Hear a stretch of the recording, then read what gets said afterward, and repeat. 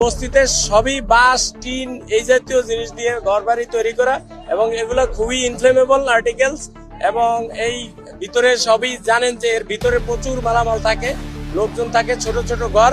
তো সে কারণে আর একটার সাথে আরেকটা খুবই লাগানো, তো সে কারণে আগুন বিস্তার লাভ করছে খুব দ্রুত।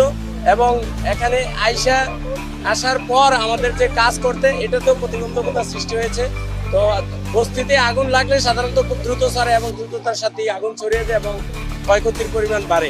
তবে এখানে আলহামদুলিল্লাহ যে ক্ষয়ক্ষতির পরিমাণ কিন্তু খুবই কম হয়েছে, যে পরিমাণ হওয়ার কথা ছিল সেই পরিমাণ ক্ষতি হয় নাই। আমরা চারিদিক থেকে আগুনটাকে অ্যাটাক করে কনফাইন করে রেখেছি, সেজন্য আগুন আর বাড়তে পারেনি। একটা নির্দিষ্ট জায়গায় আগুন রেখে সেখানেই আমরা নিয়ন্ত্রণে নিয়ে আসছি। আমরা একজন এক এক কথা বলে, এটা ভাষ্য অনুযায়ী, তাদের ভাষ্য অনুযায়ী কেউ 50, কেউ 60, কেউ 100 এরকম বলতেছে। একটা ঘরকে আবার তিনটা রুম করছে, এরা তিনটা রুমকেই তিনটা ঘর বলতেছে আবার। তো সে কারণে ঘরের সংখ্যা হয়তো দেখবেন অনেক বেশি, আসলে ঘরের সংখ্যা বেশি না, রুমের সংখ্যা বেশি। তো সেই অনুযায়ী আমরা যেটা বলতে পারি হয়তো 100 ঘরের মতো পুরা গেছে। এটা হলো আপনার বাঁশের উপর নির্মিত এই ঘর। ফায়ার ফাইটাররা যে সামনে যাবে সেটা যাওয়া ছিল খুবই ঝুঁকিপূর্ণ। বাসগুলো তো আগুন জ্বলতেছিল, যেটার উপর দাঁড়িয়ে আগুন নির্বাপন করতেছিল সেটার উপরেও আগুন ছিল।